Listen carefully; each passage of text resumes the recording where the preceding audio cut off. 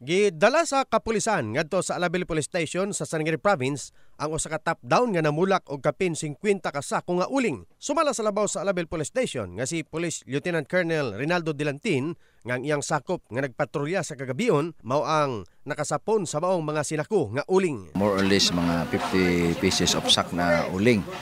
So gidakop kini sa atong kapulisan katong niaging gabi. Nung ang atong mga kapulisan nagakandak og mobile patrol sa atong EOR, niagi kini sa ilang tungod, no? So mo to pag-agi nila nakita nila nga isa ka abandon nitong isa ka top down. So upon verification sa atong personnel, wala kini tao dito nakita. So gidala na lang kini sa atong kapulisan resistisyon. Sa bahin sa lokal nga gobyerno sa munisipyo sa Alabel, gisulti ni Mayor Vic Paul Salarda nga dunay regulasyon ang munisipyo sa uling og angayan nga sundon. So sa uling nato na natay regulation na, no, klaro naman na. So ginagrant na sa mga uling pero limitation.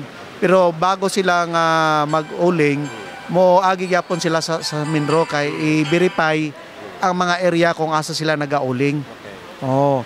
So ana man lang gud ka kuan unta ang proseso.